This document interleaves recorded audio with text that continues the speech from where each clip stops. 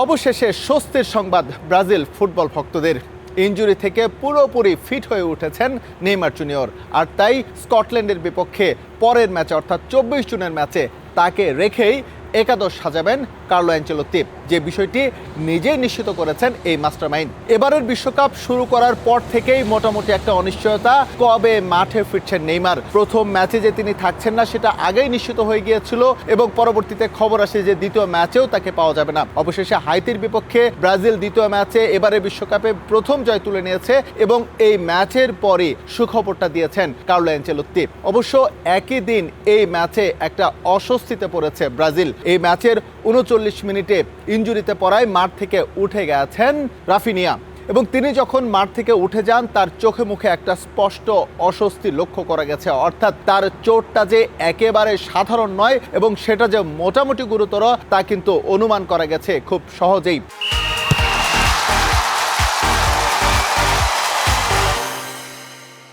ব্রাজিলের কিছু গণমাধ্যম এবং আমরা যারা বিশ্বকাপ কভার করতে এসেছি আমরা এখানকার স্থানীয় সোর্স থেকে যতটুকু জানতে পেরেছি, এই সব ইনজুরি সাধারণত 7 থেকে 10 দিনের মধ্যে সেরে যায়। তবে ইনজুরি যদি ভয়াবহ হয় তবে এই ব্যবধানটা অর্থাৎ সময়ের ব্যবধানটা আরও বড় হতে পারে। সেক্ষেত্রে পরবর্তী চেক আপের আগে কোনো কিছুই বলা যাচ্ছে না রাফিনিয়াকে নিয়ে। এই ম্যাচে দুর্দান্ত খেলেছিলেন রাফিনিয়া, গোলের চান্স ক্রিয়েট করেছিলেন, যদিও বেশ কয়েকটি সুযোগ তিনি নষ্ট করেছেন। তারপরেও রাফিনিয়ার মতো একজন ফুটবলার, বিগ ম্যাচ ফুটবলার, যে কোনো মুহূর্তে গেমের মোমেন্টাম ঘুরে দিতে পারেন, তার অনুপস্থিতি নিশ্চিতভাবেই ব্রাজিলের জন্য দুশ্চিন্তার কারণ। কেননা স্কটল্যান্ডের বিপক্ষে ম্যাচটা ব্রাজিলের জন্য হয়ে উঠতে পারে গ্রুপ নির্ধারণী ম্যাচ, যেহেতু ব্রাজিল দুটো ম্যাচে একটিতে জয় পেয়েছে, একটিতে ড্র করেছে। পক্ষান্তরে মরক্কোও কিন্তু একটি ম্যাচে ড্র করেছে এবং একটি ম্যাচ জিতেছে। সুতরাং শেষ ম্যাচে গোল ব্যবধান অনেক হিসেব নিকেশ রয়েছে এবং এই হিসেব নিকেশের উপরই কিন্তু নির্ভর করছে পরবর্তীতে রাউন্ড অফ 32-তে ব্রাজিল প্রতিপক্ষ হিসেবে কাকে পাবে। অবশ্য একটা স্বস্তির খবর, যেটা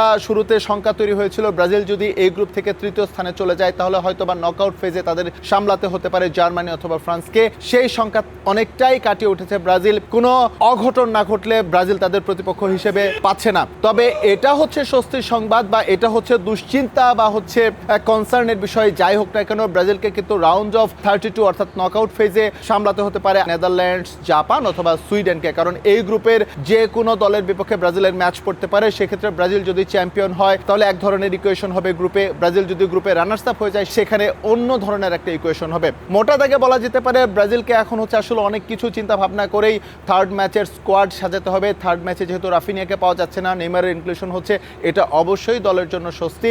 একই সঙ্গে মাথায় রাখতে হবে গোল ব্যবধান, কারণ বিশ্বকাপ সবে মাত্র শুরু হয়েছে আর রাউন্ড অফ 32 অর্থাৎ নকআউট ফেজে কোনো ভুল করা যাবে না। যে ভুল ব্রাজিল স্কোয়াড সিলেকশনের প্রথম ম্যাচে করেছিল, নকআউট ফেজে সে ধরনের কোনো সুযোগ থাকবে না, হারলেই বিশ্বকাপ শেষ হয়ে যাবে। এই বিষয়গুলো মাথায় রেখে নিশ্চয়ই পরবর্তী পদক্ষেপগুলো নেবে সিবিএফ টিম ম্যানেজমেন্ট। যুক্তরাষ্ট্রের ডালাস থেকে এস এম ইকবাল, সময় সংবাদ।